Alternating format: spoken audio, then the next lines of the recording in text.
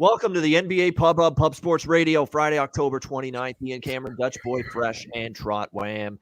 Skee Profit will be along for the ride in just a few minutes as well, breaking down this Friday NBA card. This is an all NBA show, not just Lakers. Even so, don't worry about what he's got there. It's not just Lakerville tonight. It is every NBA game on the board. But he's fired up for his Lakers, hoping for a bounce back, I'm sure, tonight after blowing that game against Oklahoma City a couple of nights ago. They take on Cleveland. We'll break that game down later on, as well as all the other games on tap.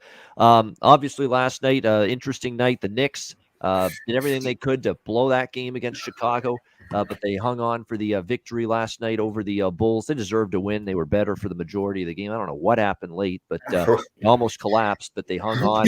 How about Washington? Nice win for them, back-to-back against Atlanta, 122-111. Sixers don't cover, but do get the win against the Pistons. We saw the Jazz do what we expected. That's blow out a terrible Houston team, 122-91. Memphis, great job by them. They got blown out by Portland, bounced back, beat Golden State in overtime, 104-101. And we snuck out of the Dallas-San Antonio game, yours truly, with the best bet winner on the Spurs, +6, and Jakob Poeltl, double-double, +180. Yeah, Poeltl. Jakob Poeltl, double-double, +185. I was shocked at that price. Couldn't believe it after he just had a double-double against the Lakers. You think the Mavericks front court is as good as the Lakers front court? I think not. And we were able to take advantage of that. Great call, bro. Definitely. It was one of the better. I was like, you're not going to get that often.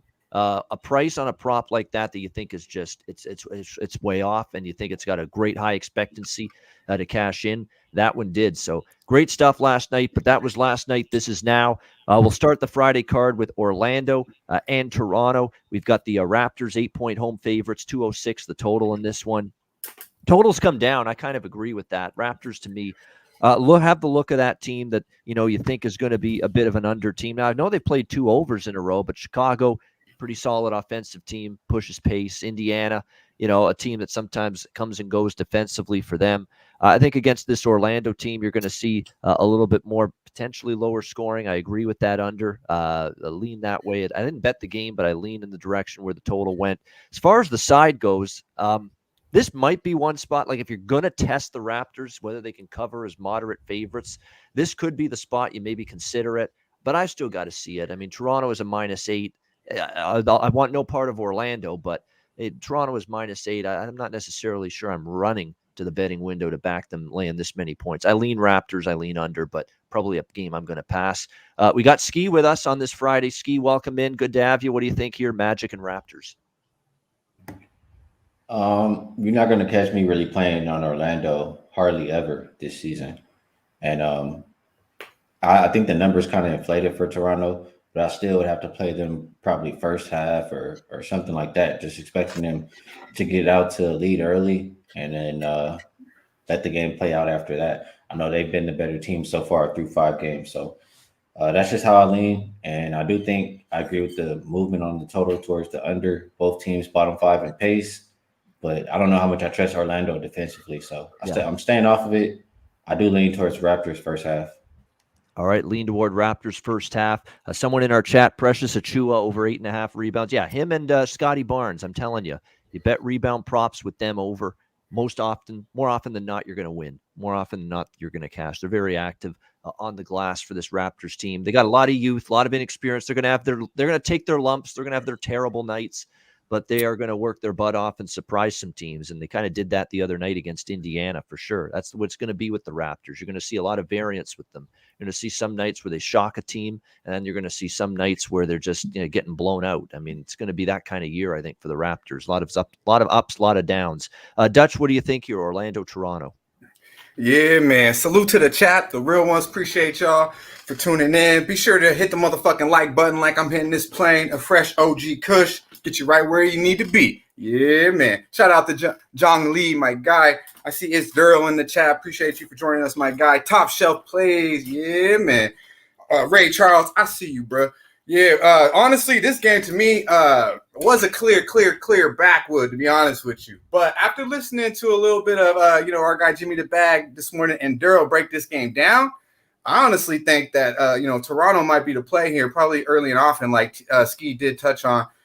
Like you said, Ian, I'm not in a hurry to rush 8, but there's no way I'm touching the Magic here. And I mean, honestly, I think that we could look at Toronto playing a little bit better basketball. They are 1-3 at home, scary, but they can get out to a good start, feel themselves against just a team that just isn't as talented as Toronto. And you can't say that about many teams, but we can say that about today. So maybe take advantage of it. Look, maybe early first quarter, first half. You want to lay the 8, it's the only way I could look, but it's a backwood for me, my man.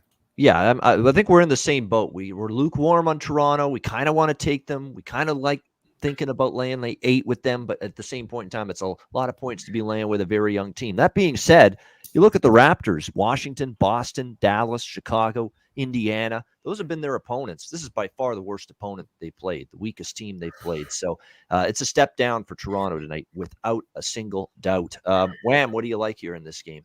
Yeah, I'm right there with all you guys. I think it's early spot here for Toronto. Just like Just Daryl gave out on Jimmy's show, the first quarter seems like a best bet here for me in this game. I think that the team total under as well for Orlando is live because Toronto's been playing really good defense. Those guys been holding it down, the paint, getting those rebounds that Precious Achua, I'm sorry, and like you said with Scotty Barnes, man, it's 7'3" wingspan. This motherfucker long as hell, bro. They causing problems down there. So I think that this probably is a good look for the early spot for the Toronto. That probably will be my bet here. If I was to make another play, it would be team total under for Orlando. I think they've been riding high with offense from Cole Anthony. I think he cools down today with these defense guys. All right, we got Charlotte and Miami. We got the Heat, 5-point home favorites, 222, 222.5 the total in this one. Miami coming off an impressive beatdown of Brooklyn, a Brooklyn beatdown for the Miami Heat, 106-93 on Wednesday night. Very impressive win for them. And we've seen this now from Miami, where you play the best teams in the Eastern Conference. They've elevated. They've played their best basketball against the best. Milwaukee and Brooklyn. 2 very impressive victories this year for the Heat. But I'll say this right now, as much as I've been looking to back the Heat, I picked them to win the East, and I've got futures on them to win the East, to win the Southeast Division, win the conference, win the NBA championship.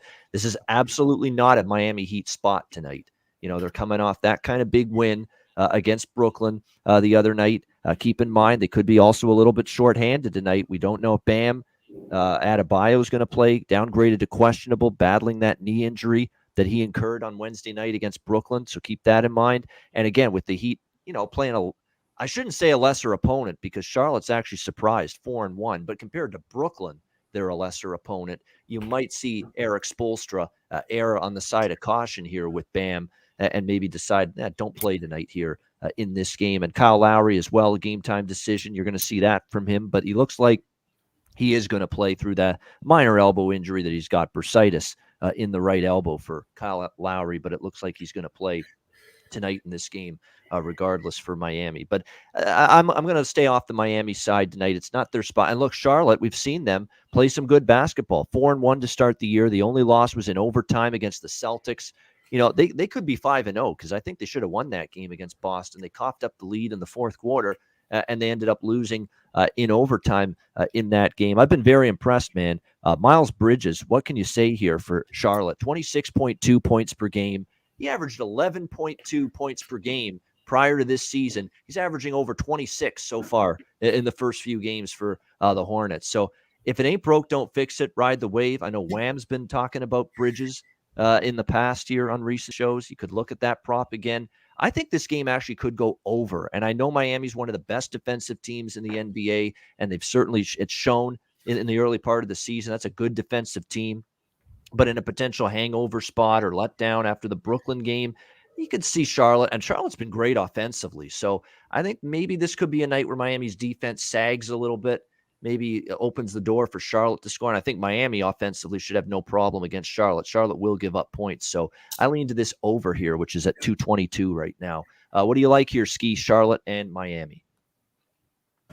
In general, when I think of these two teams, I think it's correlated. If you like Charlotte, you like the over. If you like Miami, you like the under.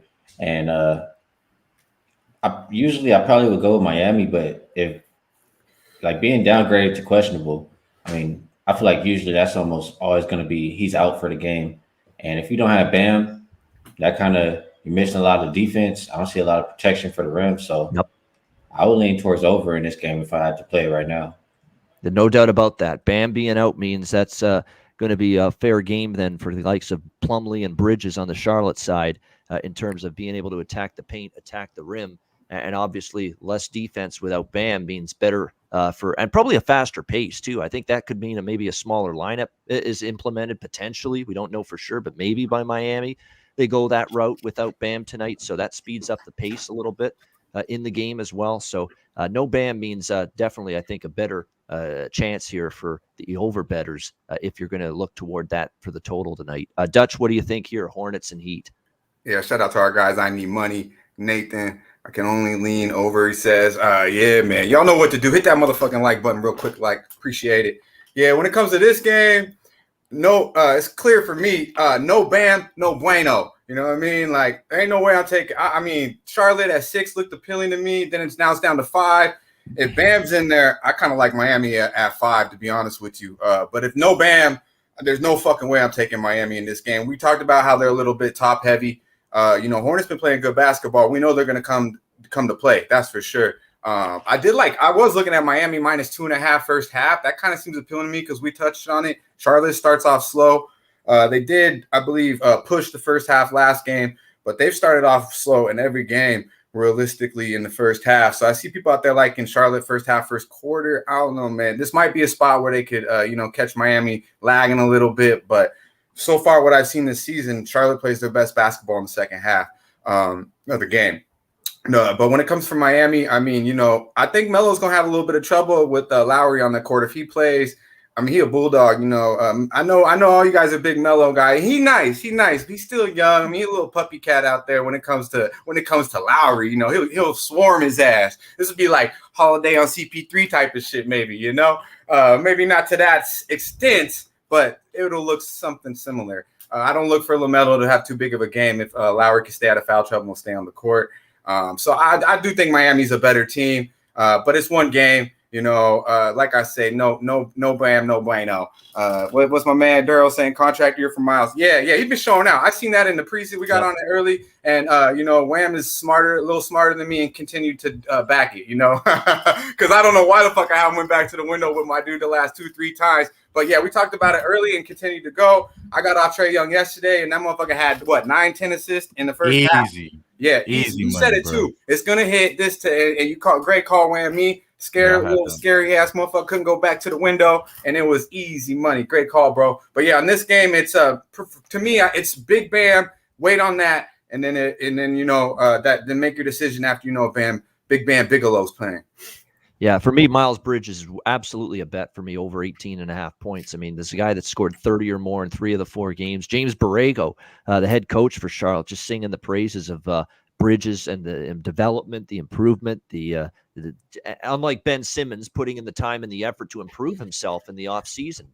Another guy that Ben Simmons could learn a thing or two from. Damn, bro. Yeah, you steady dropping fucking jabs on Ben Simmons, bro. Yeah. Well, just get in the fucking gym and work on your shot. Try to be a better basketball player. It's not rocket science. It's not complicated. What happens? Work on it. Take some pride in your damn craft. Improve on things. Try to make yourself a better player. I don't understand it's not very complicated to me, especially when you're getting the money you're getting, especially when you're playing for a team that's got championship aspirations. Put in the work, put in the time, be better. His ass might end up in Toronto, man. You might be a fan by the end of the year. Yeah, exactly. Put in the work. Marco got injured. He would have been in Pacers. I do put in the work. It's not always good work because I can go 1-6, and I have had those kind of nights on the betting board. But I do put in work. I can tell you that. Yeah. And I'll tell you what, when I suck one night, or unlike Ben Simmons, I'm going to try to work and improve the next night. It's another thing. You always have to take a bad night and try to improve and be better. And that's the way I see it. And Miles Bridges has done that here for Charlotte. I mean, Borrego, his confidence is oozing from him. He's confident. You can feel his will to win games. I don't feel any will to win games out of Simmons. That's for damn sure. So there you go. Another difference between the two. What do you think here, Wham? I like that, JPZ. He got a learning disability. But you said it though. You said it, Babeno. If it's not broke, don't fix it, man. We're going right back to the well with Miles Bridges. I got it at 19.5.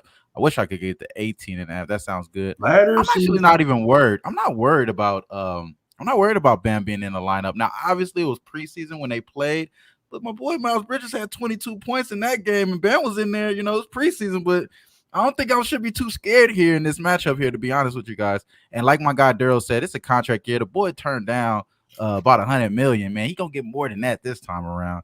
He gonna get that, and he's creeping up to the top tier as far as in scoring here. And I think LaMelo, I don't know, Dutch. I think LaMelo shows out today, bro. I think LaMelo shows out today. I'm not going to back this team because I do think it is a step up in class here with the Miami Heat. I definitely do think they still have great defense here, but I'm not sure if they're going to be they're going to have to score some points here. And we do know that Charlotte is allowing the fourth most score points for opponents. I believe it's at 114 they're allowing there, so they're going to get theirs. I do like the over, but I'm just going to keep it simple, man. Keep it simple. Don't be stupid here. I'm taking Miles Bridges over 19.5 points, and then might listen to his rap album after that shit.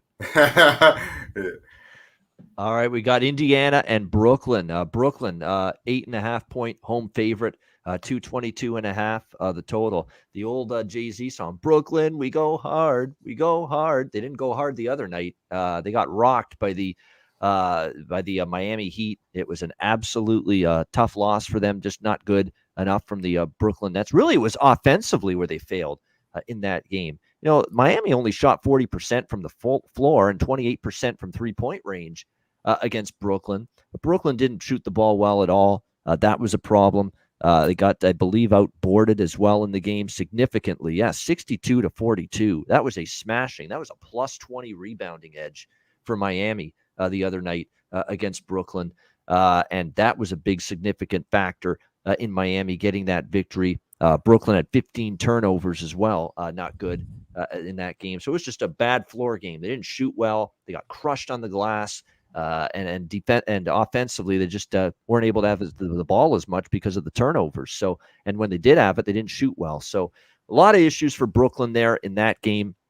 How about the fact that Brooklyn's gone under the total, guys, in every game this year? 5-0 under the total for Brooklyn. You may not necessarily expect that. Can they get things going here tonight against Indiana, who are coming off two straight losses to Milwaukee and Toronto, 119-109, 118-100?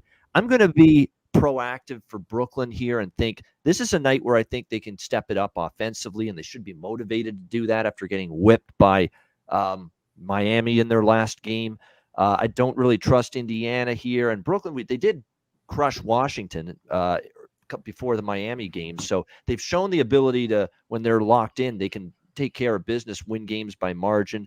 I guess the way I would go is I'd lean over 222.5 with this total, but maybe even more than that, because I like the full game over here. But I think maybe even more than that, I'd look at Brooklyn's team total, particularly over, because I think they've got a point to prove in a bounce back type of spot after the Miami game.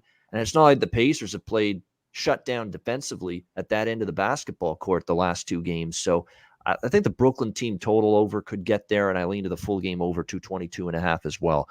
Skee, what do you like here with the Pacers and the Nets? I tend to agree with you. No Brogdon. I think that's a big miss for the Pacers defensively and also offensively, but he's like really the only perimeter defender that they have over there right now. So between that and how bad Indiana's been defending the perimeter, I think they're second worst defending the three. I probably would have to look at Harden or Harris, probably 3-pointers. I think they're both at 2.5. Either one of them. I think they both can cash in this game. And I don't think it's a coincidence, though. Brooklyn 5-0 to the under. Refs cracking down on the foul calls. James Harden struggling.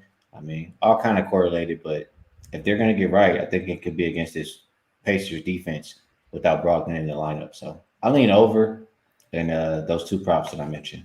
Yeah, and that Nets front court, we've talked about this multiple times when we've had Brooklyn on the schedule here on the NBA Pub Hub. That front court's not one to be feared. So if you're Domantas Sabonis, if you're Miles Turner tonight, you know what you do. You get yours in the low post tonight. You should be able to against this Brooklyn team. So I think, like I say, usually I don't like going against the total streaks, and we know it's gone under in 5 Brooklyn games to start the year, but I'm going to make an exception here tonight I think we go over the total, and I think Brooklyn does a lot of the scoring. I was on the Jazz team total over last night, and this is probably my favorite team total tonight. Brooklyn over 115.5. That is the team total for the Nets here tonight. Dutch, what do you like here with Indiana and Brooklyn? Yeah, kind of pretty much a second everything both of you guys said. I'm not impressed. You know, I do like the over here as well. The one knock on me, honestly, on the Nets. Well, they've had a little bit more than one knock this year so far, but the clear knock is their toughness, their defensive intensity. That's just I don't see that. I see a lot of love in the chat too for James Harden props, and I see Skee want to do it. I mean, I gotta see it, man. I don't have faith in either one of these backcourts defending anyone. So this should be a game where James Harden gets right, but I'm not gonna bet it. I like the over 20.5 kind of look too, but the only really prop I like in this game, to be honest with you, is Joe Harris. I should say only guy I really like to back in this, but he's over 2.5 threes. I believe is juiced at like minus 140. He's went over this number 4 or 5 games. I'm going to look and see if I can find a better number. I did like the over 11.5, 12.5 points as well. He's averaging 15. He's averaging, let me get the right number here, 16.5 points last 3 meetings. Seems to find his stroke. Like I mentioned, he's went over this number 4 out of the 5 games this year. He gets wide open shots over and over. With KD on the court, everybody gets wide open shots. I mean, if James Harden could just penetrate a little bit, it's even more will come. But I look for Joe Harris to get his. I'm not going to lay the juice if I can't on that 2.5 if I can't find a better number. But I do look for him to easily get 3-pointers. And then, of course, over that, I think 11.5, 12.5 points. We'll look at that as well. Make it official later. But yeah, I really like the Nets here, man. I really do. I need James Harden to play better basketball, though. I need double-digit free throw attempts. Shout out to my guy, The Hook. Told us that motherfucker only averaging 3 a game. This shit is horrible. Just get a little bit and better in shape. This shit should come. He's got a couple more games under his legs. Hopefully we see that tonight. Now, the Nets are 10-3 in their last 13 games ATS at home. So they seem to handle business at the house. They're 3-0 ATS in the last 3 meetings versus the Pacers with an average win margin of 12. So they do cover here. We're looking at about 8.5, but I'm going to also plus 15 in the first half. So I'm going to double down on this game. I'm like the Nets first half full game. This is a get right spot. This is a clear fade of the Pacers to me, honestly, as well. I like the way Malcolm Brogdon been playing ball. Really, he's a big key not in there. LeVert in or out. They're going to obviously miss. They're going to have him back in there if he's playing. I don't know if he's going to play, but either way, I don't mind it because it could fuck up it if he's not there. And then him not being there, they're just another guy short. We know TJ Warren ain't there. They just don't have enough of the guys. Defensively, they should take advantage of the Nets front court. You touched on that, Ian, Sabonis, and, our guy Miles Turner. But realistically, those cats are pretty soft from a defense perspective. So I'm not really too worried about, them protecting the paint. I think Brooklyn, should be able to attack that paint at will. Now, the Pacers are 0-3 ATS on the road this season, 1-4 ATS on the season. So they haven't been a team we wanted back in the first place. And then we're getting the Nets here off a loss in the spot, I think, right? And they're 3-0 to the over on the road this year and 8-2 to the over in the last 10 overall for this team. So I look at this as a clear over spot because I don't think either team will play defense. And I think KD, James Harden, and Joe Harris and the boys will get right tonight.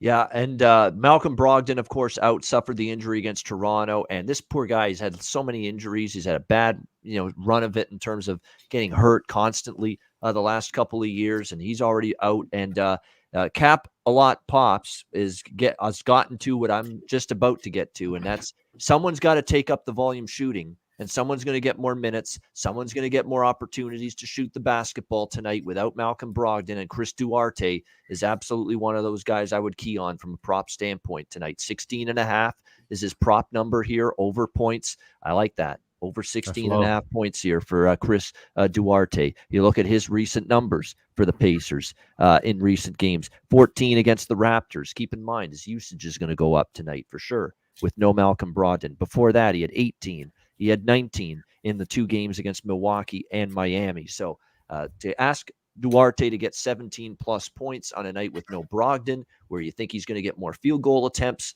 I think that's not asking too much. So Duarte props, yes, makes sense to me. I like that over points with him. What do you think here, Wham, with Indiana, Brooklyn? Yeah, you're speaking my language, bro. That's exactly what I was gonna bring up. I was thinking about Chris Duarte again. We already cashed with him once. We might as well go back with it again. Just don't fix it if it's not broke, bro. You know what I'm saying? It's not broke. Don't fix it. Especially with Brogdon being out. Now I am concerned about the blowout factor though here because I do believe that Brooklyn can definitely get right here, and I would lay the 8 here in this spot. It's just the only thing that concerns me is that it was a bad game for the front court for the Indiana Pacers last game against Toronto. Those guys just pretty much got out hustled by OG, Princess Achua. Those guys was just pretty much doing what they wanted down there. Now, it was kind of scary too because Sabonis wasn't really being that assertive early. He only had 4 points within the first 2 quarters, if I'm not mistaken, or something around there. So it was kind of concerning there. But I would just tell you this. I definitely would think that this Brooklyn Nets team definitely smashed this team here. They're allowing opponents to shoot 40% with Brogdon in the lineup. Without him, they're going to even be a little bit worse there. So those 3-point props, Joe Harris, I think my guy Skee Profit mentioned there, and those other guys there should be able to get there today. I think Harden does have a good game today. He did talk about him not having any pickup. He had to do all rehab during the summer. All right, bro, we don't want to hear excuses, man. Get your ass out there and play, man. It's really because of the rules. You don't want to admit it. But if LeVert is in the lineup, I agree with Dutch. I think it's going to mess up the function there with the Indiana Pacers. New coach, the scheme here, we just probably should be fading them at this point here. And that's the only way I would look. I haven't made an official play here, but it will start with Chris Duarte. For after that, it'll be -8. I'll just take the 8 with Nets, and I think they'll just cover on here and hold it down. All right, so there we go. Next up, we got Sacramento and New Orleans. The Kings, we've got them about 1.5 point road favorites here in the Big Easy, 221 the total in this game. So this is basically pick the winner and cash your ticket. I've got Sacramento as the better of these squads, personally. I think they can go on the road and win this game. I'm on the Kings here in this one. There's nothing about the Pelicans that overly impresses me. Well, I'll say one thing. They have covered 3 in a row. They split with Minnesota. I kind of think Minnesota was just, I didn't want to say they took them lightly, but they had already beaten New Orleans in the first game. It's kind of, remember Orlando and New York did this, right? The Knicks won the first game. They crushed Orlando, and then they played Orlando the very next game again, and they were sleepwalking through it. I kind of think that's what Minnesota was like against New Orleans the second time they played the Pelicans. So I don't want to give New Orleans too much credit for winning that second game against Minnesota. And then they played Atlanta, and they did cover. They were in the game, 5-point dogs, but they lost by 3. And that's the problem. New Orleans got to just about win this game. And I like what I've seen more consistently out of Sacktown than what I've seen out of this Pelicans team. And I think long term, I think this team's got the potential to have the potentially the better season, to be honest with you, when it's all said and done. You look at what we've seen from Sacramento. Harrison Barnes has been just outstanding. Of course, he hits the 3-pointer against Phoenix the other night. I think the betting market's kind of sensed maybe a letdown for Sacramento after beating the Suns at the buzzer in their last game, but that's not enough for me to back the Pelicans. I still think the Sacramento's the superior group here. I like what I've seen from this team. Luke Walton bugs the hell out of me, but if he stays out of the way, doesn't screw things up, doesn't gum up the works, then definitely Sacramento. Let the players play. Let them do their thing. I love the Fox and Halliburton backcourt duo that the Kings have this year, which I think is only going to get better as they get more cohesion and time together on the basketball court. And then you're seeing, other guys step up too for this Kings team. Like I say, I've been impressed with their group so far, and I certainly think there's a little bit more long-term upside with them than with the Pelicans, especially a Pelicans team that so much of it is determined upon Brandon Ingram. And sometimes the secondary cast doesn't step up well enough for them. They still don't have Zion on the floor to begin the year. I like Sacramento here in this game just to get the win. Sign me up. Give me the Kings here. What do you think here, Skee? Sacramento, New Orleans. Both teams have been really under teams so far this year, but it's just hard to see a lot of defense being played in this game. Like I see more of an up-tempo, a lot of points, over type game in this one. So I do lean that way. From a side perspective, it's just certain things I won't do. And laying points for Sacramento, especially on the road, is definitely on that list. So it's going to be Pelicans for me. As far as if you're just looking at numbers, looking at stats, they've been a better defensive team so far. They've been a better rebounding team so far. They just got to figure it out on offense. So I'll be taking New Orleans plus, and if I'm playing the total, it'll be up and over. All right, liking the Pelicans and liking the over here. Dutch, what do you think? Sacramento, New Orleans. Yeah, shout out to our guy Alonzo. He said it best, man. Pelicans auto fade, man. Hey, ski. I don't know. He gonna back the Pelicans. We'll see though. I mean, you're right. They play some defense, but they really ain't played nobody. I mean, they ain't played nobody. I mean, I guess the Bulls. I mean, they did have the Sixers early. So, but yeah, the Pelicans. I think the game's gonna go more towards under because their ass can't fucking buy a bucket half the damn time, and they play so slow. They don't have shooters on the court. To me, I'm not a big fan of the Pelicans. You touched on a lot, Ian, so I could pretty much just back everything you say. And this to me, I thought was going to be a backwood, but the more and more I look into it and hearing your breakdown as well, Ian, it's a clear king spot for me. I know we don't like to lay it on the road, but they're clearly the better team. The one hesitant I have on this spot is obviously the big shot Barnes hit, and then coming off that win against Phoenix. But it's a young, deep team. They should go in there and handle the Pelicans quite easy, if you ask me. It's a pretty solid number here. Yeah, I've been impressed, actually. They got more depth, Sacramento, than I thought. Davion Mitchell's played well. Buddy Hield had a big night the other night as well. Of course, we see what Barnes has done this year for the Kings. You got De'Aaron Fox. I mean, they're deep, bro. Fox and Halliburton. I like that backcourt. So, but I kind of agree with the total with what Skee was saying, though. It does feel like this game could go over the number. What do you think, Wham, with the Kings and the Pelicans? Yeah, I kind of, this is probably a backwood for me, but I do like the Harrison Barnes over 2.5 3-pointers. I had the 2 last game, so that game where to help me push, bro. I was definitely appreciating that, but he had a rough game last game against the Suns, Harrison Barnes. Normally, he's a little bit more efficient than what he did portray that game. I think that these two teams are pretty much poor in offensive rebounds. 29th for the Sacramento Kings, allowing opponents 12.5 offensive rebounds, 12.4 for New Orleans Pelicans, just at 28. Both of these are pretty bad at giving up boards there, not being able to close out the possession there. So I think that these two teams could possibly go over just based off of that. But I mean, I don't know, bro. It's just one of those games I may need to just sit here and watch it. I do think the Kings are the better team here, so I do agree with Ian and Dutch there.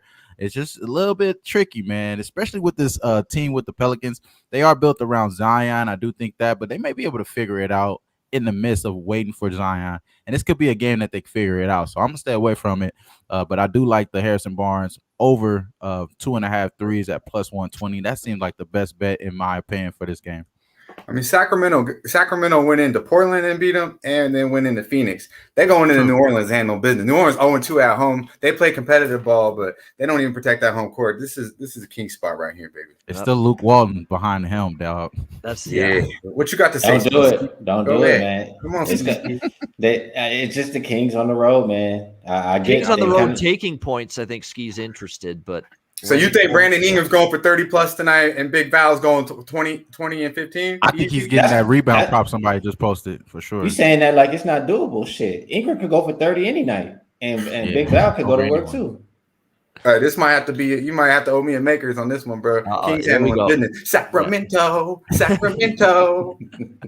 busting that ass, boy. Don't come down the Garden Block. It's a win-win. We either win with Sacramento, or if we lose with Sacramento, we blame Luke Walton, and that's all we're doing. They're playing good ball right now. They're a better team than the Pelicans, man. This is a tough game. But see, look, I had a backwood in mind, but nah, man. Key's going in that ass tonight just for ski. I agree. Hey, I agree with you, but I'm not betting that shit, bro. No. Why?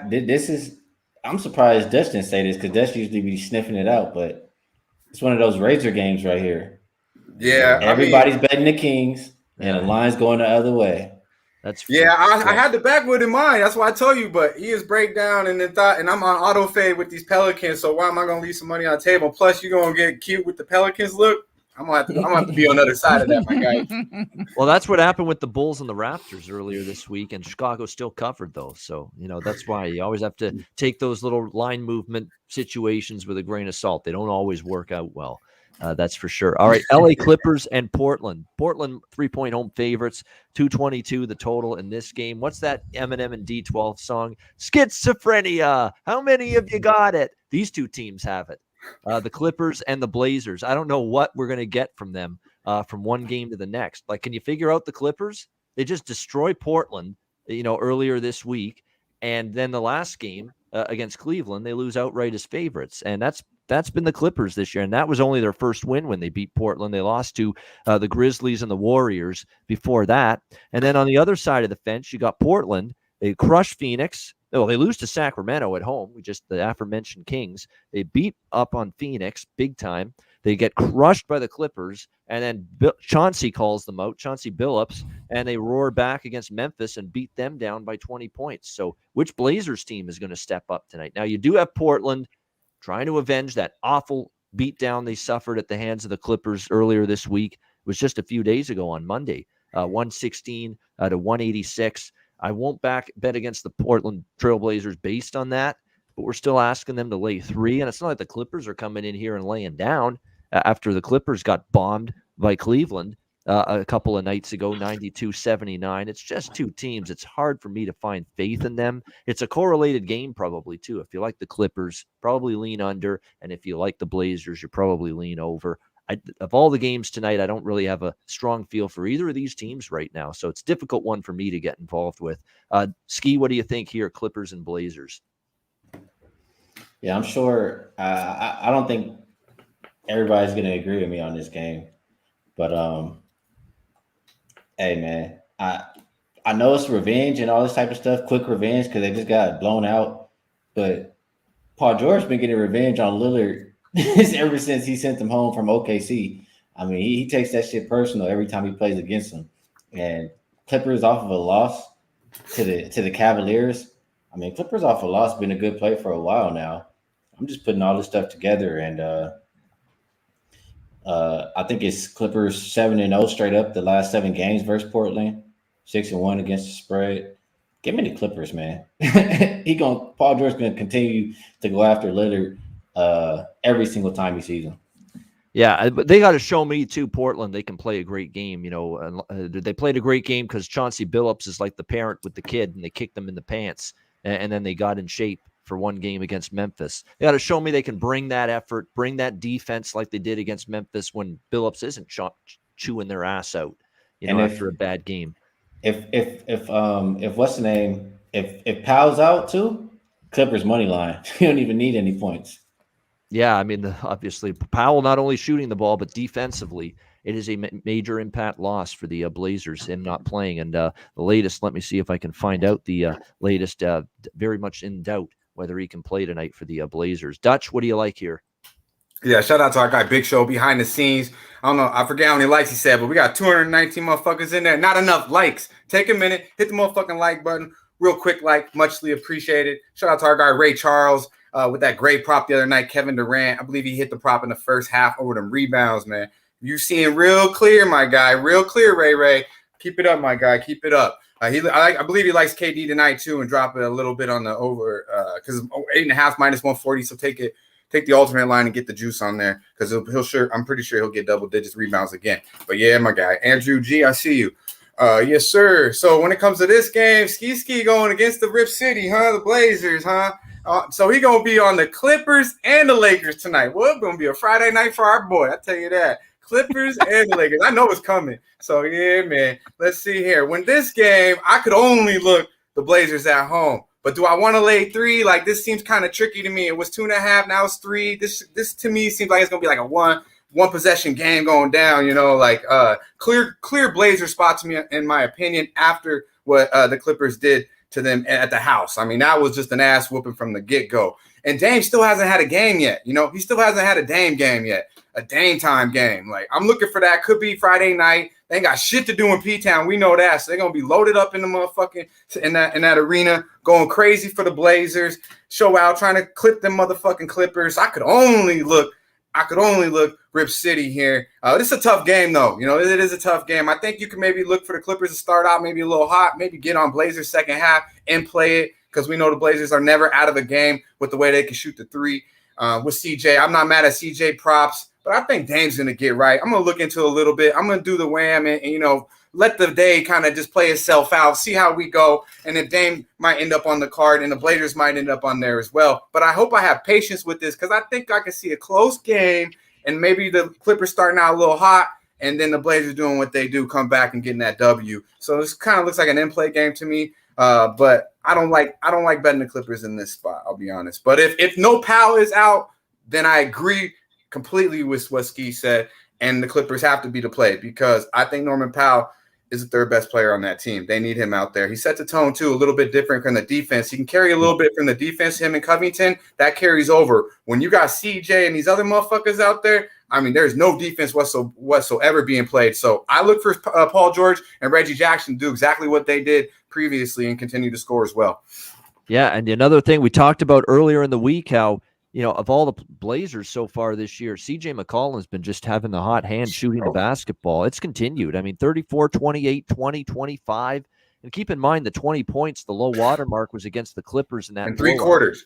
Yeah, and again, they took him off the floor because it was a blowout in the after the third quarter. You got to expect him to be, have more than that tonight, especially at home. Bounce back against a team that whipped them earlier this week. So I wouldn't hate the McCollum over 23.5 points tonight in this game. Wham, what do you like here with the Blazers and Clippers? I feel like Ian does, like he just reads my notes before we go because he segued right into my best bet for the night, man. Right into my best bet. I'm taking CJ McCollum over 3.5 3-pointers at plus 116. I got it at plus 120, but right now you get it at plus 116. That boy, like you said, he was out the 3 quarters and still went over this total with 4 threes with 11 attempts. Now he's averaging 5 3-point makes a game, shooting 47.6 from the 3. The boy's going to go up without Norman Powell out there. Now it is kind of troubling. I would agree with Skee here, though. It's kind of crazy here because I'm kind of on both sides here. I think that the Clippers are still going to win this game. They're still going to win this game, bro. The reason being is because the Clippers are forcing opponents to number one in turnovers at 20 turnovers a game. So they're forcing opponents to turnovers while being the least in turnovers right now. So they're number one in having turnovers. So they're winning the turnover battle. I think they're going to get a little bit motivation, like you said, from Paul George here. I think they can still win this game, but the value here for me, I might be on the Clippers, like my guy does say. It's going to see how the day goes, but I already locked it in with the CJ, bro. CJ over 3.5 3-pointers. That's my best bet for the day, bro. That's the one right there. There you go. Right. Loving it. CJ McCollum over the 3-pointers made. Keep in mind, Ian, real quick. Now, those turnovers are a little inflated because of the 30 motherfucking piece the Blazers gave them just last time out. So I have a feeling Chauncey was talking about that a little bit to Mr. Damian Lillard and CJ, your boy. And they might take care of the ball a little bit fucking better. Just a little bit. Maybe not 30. Maybe 15. But don't give me 30 motherfucking turnovers, Portland. They're 22nd in turnovers right now, though. Yeah, that game's got a lot to do with as a team. Yeah, I'm sure it turn does, the ball over 30 times in one fucking game. Good Lord. 30's embarrassing. You can't have that many turnovers in a basketball game. That's shockingly bad. That's shameful for Portland to turn the ball over that much. So it can't be worse than that tonight. That's for sure. Dallas and Denver. We got the Nuggets 1.5, 2-point home favorites, 215.5 the total in this one. I'm kind of leaning Nuggets here. I actually like how this sets up for them. Now I know Jokic is a game time decision tonight. He may or may not suit up for the Nuggets in this game, and obviously that's significant especially with Jamal Murray already out. You wonder where you're going to go for offense now. It's going to put more on the plate for Morris and Barton and Michael Porter Jr., among others. But even if he doesn't play, sometimes you see a team in this kind of situation, the first game without a key player, they rally the troops and they find a way to get the job done. And they catch Dallas here on a back-to-back and the third game in 4 nights as well for the Mavericks. Beating up on Houston and then slipping past San Antonio at home last night. Now going on the road, thin air, high altitude. Denver waiting for them after back-to-back losses against Cleveland and Utah. I just like the way this sets up from a spot perspective. This is a clear Denver spot, and even if Joker doesn't play tonight, I think they've got enough in them to find a way to push through and get a victory here against Dallas. So I'll be on Denver regardless. Obviously, I'd like to see Joker in there, but even if he's not, give me the Nuggets here at a near pick 'em, -1.5, -2 to win the game. What do you like here, Skee? Dallas and Denver. I'd probably just bet this game under. Both teams been trending towards the under anyway. And if Jokic doesn't play, offense might get a little uglier.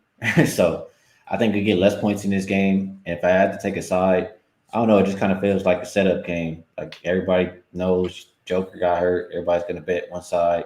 And then who knows if he's going to play or not. And Denver probably wins. So if I had to bet, my money will be on the under. All right, under if anything for Skee. Dutch, what about you here? Mavs and Nugs.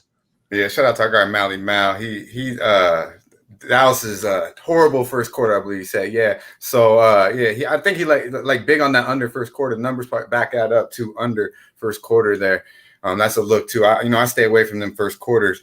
But yeah, John Lee, I see you spank. And yeah, that's the big thing to me in this game is that's the wild card. That's the big question. If we can get a Michael Porter Jr. sighting, if he could get us 25, 30 plus here, they got this tonight, and I really look for that prop, but I'm not going to back it because there's a lot of questions. Like, I don't know if Joker is going to play or not. And I want to be confident like Ian, because I feel like this is a Nugs spot. Like, I really like the Nugs here, but without Joker, I don't know. And then realistically, they just haven't been, the Nugs haven't been that solid of a team of late when it comes to backing them ATS wise. They're 1-7 ATS in their last 8, 1-4 ATS in their last 5 at home. I don't like that. Now they are 1-6 ATS in their last 7 meetings.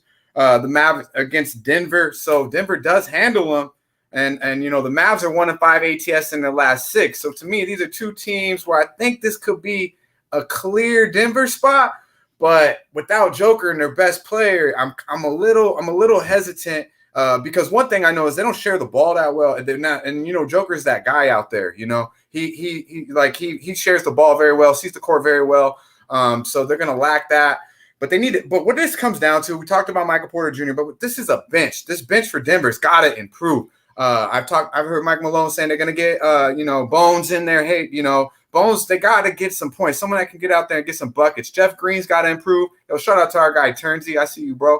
And then they need maybe Austin Rivers. Only 5 minutes last game. 10 minutes the game before. He played big minutes for them in the playoffs last year. Got to get these guys going off the bench, get a rotation at home. Role players seem to do that, so I expect that to happen here. The only way I could look is Denver. Nothing official though. I do want to wait and see if officially on Joker, but I think you might be right, Ian. In or out, this could be a Nug spot. Yeah, I definitely think it's a Nug spot, but you're right about with no Jokic, it would be a little bit more. You wouldn't feel as confident. You wouldn't feel as good about backing Denver without Jokic on the court. And of course, last game, he ends up getting hurt. But keep in mind, a guy that's going to get a lot of minutes for Denver if Jokic doesn't go. And I've seen him, old man Winter, Jeff Green, sprout out of nowhere and give you these 25-point games out of nowhere. So he's a guy that can sometimes do that for you. Hopefully tonight would be that night if he indeed has to see a lot more floor time with no Joker on the court for Denver. What do you think here, Wham? Dallas, Denver? Yeah, you guys kind of are. I think you guys know where I'm going to lean here. It's a team that's off of back-to-back going into elevation against a team that's great in the first quarter and a team that's ranked dead last in points in the first quarter, Dallas at 20. This team in Denver, we definitely want to see Jokic out there, but I agree with you, Ian. I'm not scared because the actual game plan that they bring out there to start the game, in my opinion, it's always successful. It gets them to great spots. They take great shots. They're number 2 in first quarter field goal percentage at 53.5%. They're scoring pretty good in the first quarter. And we're looking at this other team, they're just not scoring early. So I like the Denver Nuggets in the first quarter here. It just seems like a good spot, but I am going to wait. Honestly, I'm kind of hoping Jokic is kind of out of here. We could get a plus money spot here because the line is just definitely going to move towards Dallas based off of just the injury bias there. So I think that this probably is a Denver spot, regardless if he's in or out. But I'm leaning big heavy on the first quarter just because we know that type of game plan we're going to see out of this team. And I expect the bench to play better against this team, Dallas, that really doesn't seem like they're all the way together right now. And I honestly think we got to fade that team Dallas, in my opinion. All right, we got the final game now of the Friday card, you guys. It's the Lakers. It's a Laker fan club around us here tonight. Lakers and the Cavaliers. Lakers 7.5-point home favorites. 221.5 the total in this game. This Cavaliers team, look at what they've done. They've won 3 in a row, and these are all good teams. This isn't beating up on the Sisters of the Poor here for the Cleveland Cavaliers the last 3 games. They beat Atlanta, a good team. Denver on the road as underdogs, good team. And then the Clippers. I mean, we thought the Clippers, after that first win, they're going to go on a run. It didn't happen. Cavaliers just absolutely throttle them. 92-79, winning outright as 8-point underdogs. There's no way in hell I'm laying it with the Lakers here. No way. After that loss to Oklahoma City the other night, 123-115. The one concern I have for Cleveland here is being able to ramp it up one more time, right? These are two big road wins, Denver Clippers. The Lakers are coming back home feeling pretty, I think, angry after seeing what happened against Oklahoma City the other night. That was a game that they had a 22-point lead after the first quarter, 41-19 lead for the LA Lakers after the first quarter, and then the Thunder basically outscore them in every quarter after that, and they end up winning 123-115. It was an amazing night for my Hamilton brother, Shea Gilgeous-Alexander. What a night. SGA was lighting it up for the Thunder a couple nights ago in that victory. Played a huge role in leading the Thunder back in that game. All the Cavaliers have done is step up and compete and really play well against step up in class teams and step up in class competitions. So if I'm playing this one, I'm taking the points with the Cavs. I haven't decided on that yet because this is one of those potential spots where it's no mercy from the Lakers for 48 minutes, but no mercy from the Lakers might just mean win the game. No mercy from the Lakers if the Cavaliers play anywhere close to as well as they did the last three games might just mean Lakers win a tight game. So to me, I'm only looking at Cleveland if I'm betting it. What do you think here, Skee, with the Cavs and Lakers? Yeah, I think that's what everybody's thinking. Everybody recency bias. Well, you just saw the Lakers give up a huge lead. You saw the Cavs win a few games in a row. Let's plus 7.5. Let's all run to the window. Everybody, let's go. Cavaliers plus 7.5. I don't think it's going to be that way. Don't you think the Lakers after the game, you hear the players talking like they knew they just gave that game away. They're going to give their full attention for 48 minutes here tonight. Yep. And you're already probably most likely to get Anthony Davis in the lineup. I think you're probably going to get LeBron too. And I just see a game where it could get really out of hand. So I like the Lakers minus 7.5. It could be Lakers versus the world tonight. Lakers versus the world here. And we'll see. Can Cleveland ramp it up? Third road game in a row on this West Coast trip. And they've got one more to go against Phoenix as well. No, actually, they have a couple more to go. They got Charlotte after that. So they got it's a 5-game road trip they're on. Denver, Clippers, Lakers, Suns, Hornets. 4 of the 5 are out west. So it's been a good start. That does concern me. Skee's points are valid. It's not being a homer. He's not being biased. They're valid points. The Lakers are pissed after blowing that game the other night. And, you'd expect 48 minutes of focus here from LA tonight. We'll see if it's good enough to not only win, but cover the number. Dutch, what do you think here? Cavs, Lakers. He's got good points, but I think he's being a little bit of a homer probably too, Ian. Yeah, man. I'm giving him the benefit of the doubt here. Yeah, I don't know, man. Yeah, they sound good, though. Hey, shout out to our guys in the chat, Nathan, Ray. I see you guys, man. Hit the motherfucking like button. Muchly appreciated. This game right here, though, man, oh, man. I don't know. It scares me a little bit because everybody in the chat is busting chops on the Lakers, But I agree completely with what Ian said. How the fuck you gonna lay minus 7.5 with the motherfucking Lakers, bro? The Cavs have been playing good basketball. They really have. I mean, they just beat Atlanta, Denver, and the Clippers. All three to me are better teams than the fucking Lakers, and you're gonna give me 7.5. I liked it a lot better at 9, 8.5, 9 when that shit hit the board. It was gone real quick like. But yeah, shout out to our guy Tease. I see you in the chat, man. Let's get to 100 likes though. That's Mando. You already know that. That's Mando. But yeah, this game is clear Cavs spot. I think. Like I don't want to say it's a spot. Actually, I just think it's clear that their value is on the Cavs. I don't know how you could go lay with what you've seen from the Lakers. Yes, I believe they did give away the game against OKC, but I think they play. If LeBron didn't play and AD was back, I probably wouldn't be as excited to be on this, to be honest with you. But with all three of them in the lineup, what we've seen, this shit don't work. Mally Mal says, who's coming off the bench? Carmelo Anthony, Dwight Howard. That's what you got, bro. No shooters coming off the bench. Monk, he's so fucking streaky though, but he's nice, but he's a defensive liability as well. But I look at these two guards for the Cavs. They're going to attack the fuck out of the backcourt of the Lakers, my man. They're just going to keep attacking. Look for Jared Allen to control the boards. I look for that because we know AD. God forbid he takes an elbow to the chops or something. He might be out. And, LBJ, God, I don't know, man. Is he going to play? Is he not going to play? Either way, the Cavs got to be the spot here. +4 first half, I like.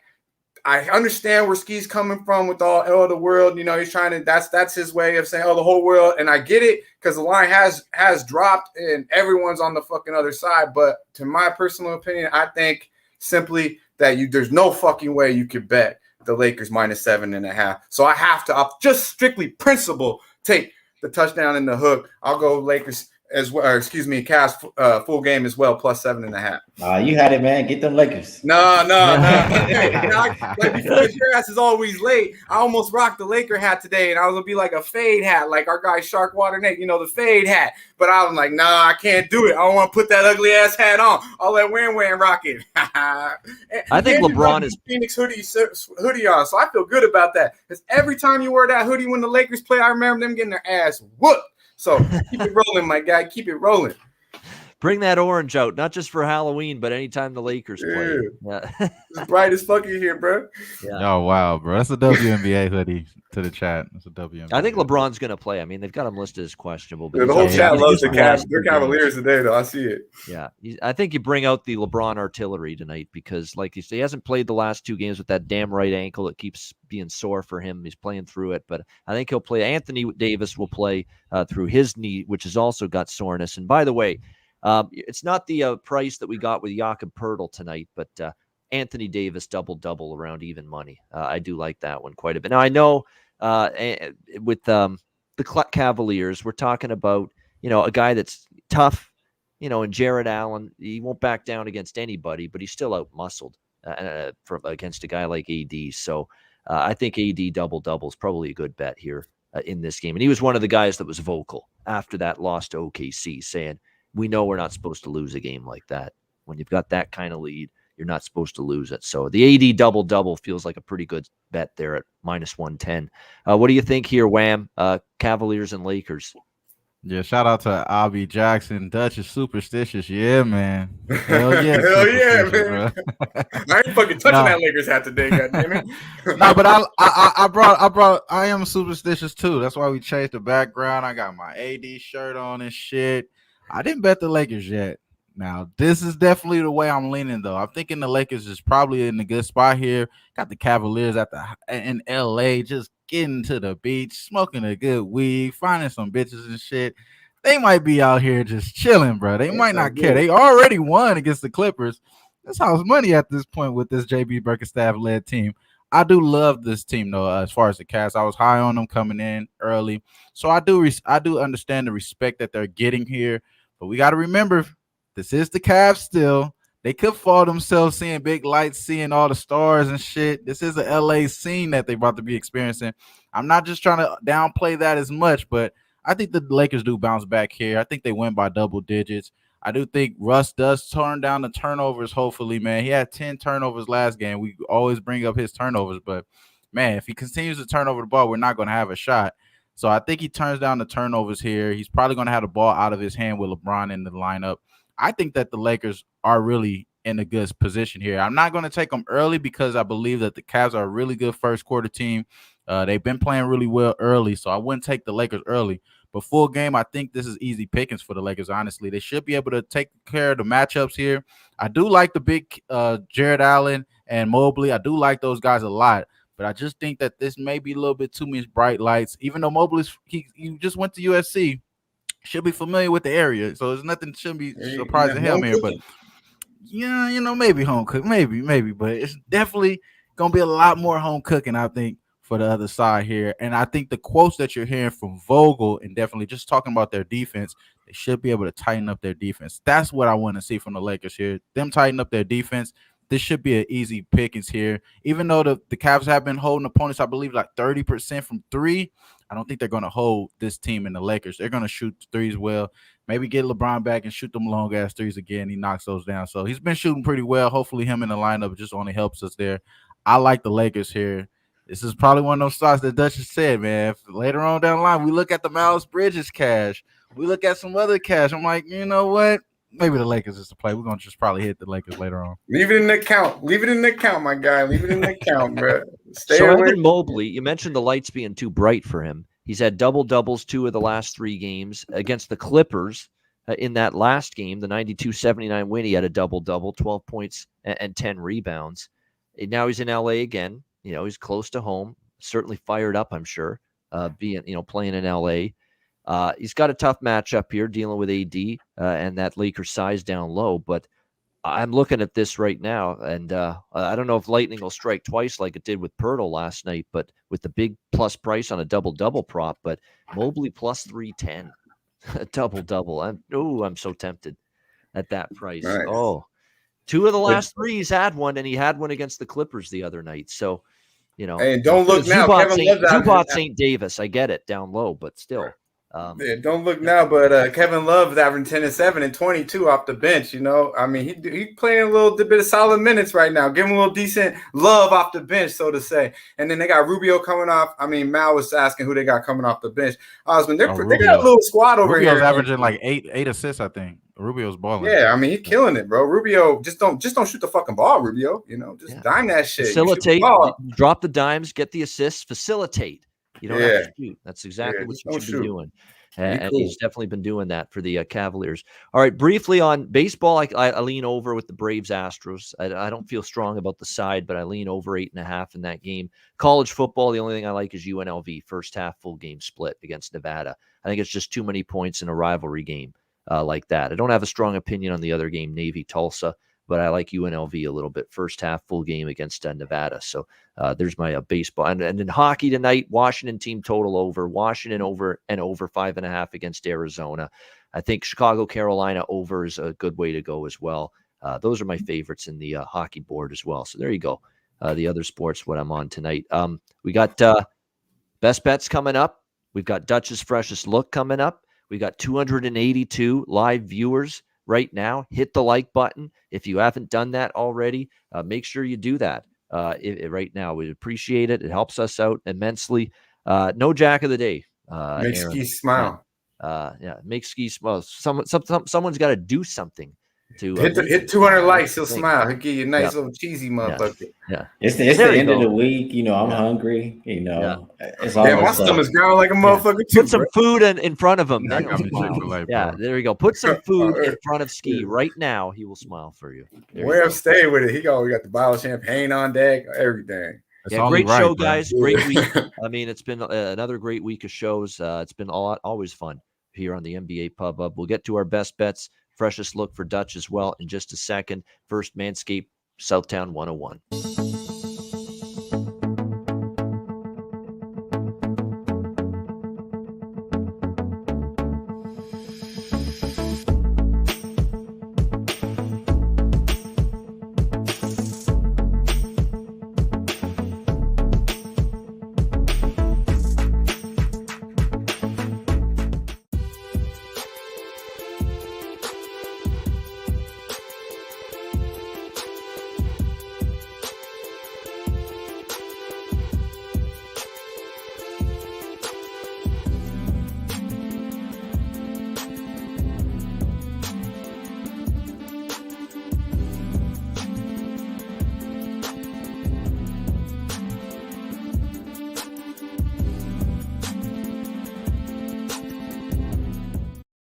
All right, Southtown 101. When you're in San Antonio, Texas, stop in there. Great food, drinks, live music, DJs, and karaoke at Southtown 101. Manscaped, promo code PUBSPORTS, 20% off your purchase using the promo code PUBSPORTS. Lawnmower 4.0 and any Manscaped product. Make sure you check them out and use the promo code PUBSPORTS. And mybookie.ag, promo code PUBSPORTS. It's that time of year. All the sports are going on at once. Lots of NFL and college football left, CFL. You've got NBA and NHL underway. College basketball is a week and a half away. UFC, a lot of cards coming up. There's all kinds of stuff going on. So sign up for an account at mybookie.ag. Bitcoin accepted currency for your deposit as well. Mybookie.ag, promo code PUBSPORTS. All right, we wrap up the show with wrap up the week with one final best bet segment to wrap it up for the week. Skee, we'll start with you. What do you like for best bet? I'm doing a little bit of line shopping. Let me maybe go last this time. I'm trying to look for a player prop. All right, looking for a player prop. Dutch, freshest look. Come on, man. Freshest look. You know we're going to La La Land, man. It's gonna be Cleveland. Believe Cleveland. Yeah, man. Full game. Give me the touchdown in the hooker. Set plus 7.5. They lied to win this game. Plus 250 if you want to sprinkle with me, man. Like E40. But believe that. Plus 7.5. That's good money. I ain't scared, Ski. Keep looking, my guy. There you go. All right, Cleveland plus 8. We're going to give you 8 because there's a couple 8s out there. Cleveland plus 8. Give me 8, man. I'm waiting to bet it anyway, so I know that Laker full money's coming in. You're going to need that 8 player. You're going to need that 8 player. Hey. I know that full money coming in, so I'm waiting until about, right about 6:45 to bet that bitch Pacific time. And we be all the way to the window. And call me square. I'll be dancing my ass to the window. Square as hell. You know what I'm saying? All right, Cleveland plus 8. Precious look against the LA Lakers. For Dutch, what do you got? Wham, best bet. Yeah, we already talked about it. You guys kind of know where I'm going here. We're going to Rip City here. We're going with the CJ McCollum over 3.5 3-pointers made at plus 116. Now available. I believe it's at FanDuel. I think this is a good play here. 5 threes he makes average so far this year, shooting at 47%. No Norman Powell. Give me the CJ. It's probably not going to be a blowout in this game being at the house, so should be able to go over this. All right, awesome. There you go. CJ McCollum over 23. Oh, no, it's over the threes, I should say. Made 3-pointers for CJ McCollum. There you go. The prop best bet for Trot Wham in this one. And again, the made threes for CJ right now is a 3.5 at plus money as well. So make sure you take advantage of that. Over 3.5 at a plus price. CJ over made 3-pointers tonight for Wham's best bet. My best bet, it's going to be Indiana-Brooklyn over 222.5. I think the more I look at it, I see a lot of points both ways. Indiana doesn't defend the 3. Brooklyn's very, very weak down low, which means Sabonis should eat down. I like Sabonis actually over points and rebounds a lot. I didn't mention that when we talked that game, but I like Sabonis over points and rebounds quite a bit in this game tonight. I think he feasts down low in the paint. Against that Brooklyn team. A great matchup for him. It's kind of like I feel about Dallas the way I have that same opinion with Brooklyn. You got quality bigs, good offensive bigs. They can feast down low. I think you're going to see that from Sabonis here in this game. So I like the Sabonis prop as well. But the official best bet is Indiana-Brooklyn over 222.5. That'll be my best bet for this Friday card. All right, great stuff. And another week in the books of the NBA Pub Up. Thanks to everyone for joining us. You got Skee left. Oh, yeah, Skee. I forgot. Don't forget. I'm used to doing the Lakers first. There you go. Skee, time is up. Hey, yeah. Dutch know he's going to need a couple more points on that Cleveland game. That's what I'm saying. He want to tease that shit. But my best bet, I'm going to go. I don't love juice. I'm just going to give you 2, both of them. Joe Harris and James Harden 3-point prop. They're both 2.5, but Harris is minus 149 and Harden is plus 100. So I think they're both winners. And you can go either way you like.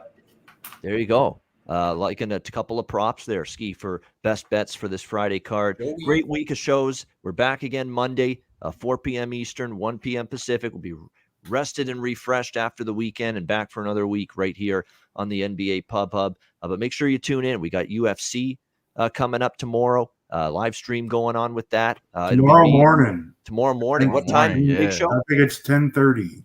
Wow. It's over in Abu Dhabi. Yeah, exactly. Yeah. It's going to be real early. So there's going to be 2 shows tomorrow morning then because we got college football Saturday morning show with me, Connor, and Big Ragu and DJ Big Boss as well, breaking down the Saturday card. There's going to be NFL Pub Hub with Jimmy the Bag and an assortment of special guests on Sunday at 11 a.m. Eastern as well. So lots going on the channel. Soccer show tonight as well on the channel. Lots going on. Make sure you tune in on Pub Sports Radio all the time, and we'll be back on Monday, 4 p.m. Eastern, 1 p.m. Pacific with the NBA Pub Hub for a brand new week right here on Pub Sports Radio. For Skee Profit, Dutch Boy Fresh, Trot Wham, this is Ian Cameron. Have a great Friday night, a great weekend. Enjoy the games and good luck, and we'll see you again Monday right here on the NBA Pub Hub on Pub Sports Radio. Dutch, take us home. Yeah, man. You know where it is, Pub Sports Radio. Be sure to hit the like button. Share the video if you can. I know it's Fresh Friday. Y'all be safe out there. Have a good motherfucking time. Don't do anything I wouldn't do. Ha! Y'all wide open. Y'all stay fresh. Stay blessed. Let's stay putting these motherfucking bookies to rest. Yeah, man.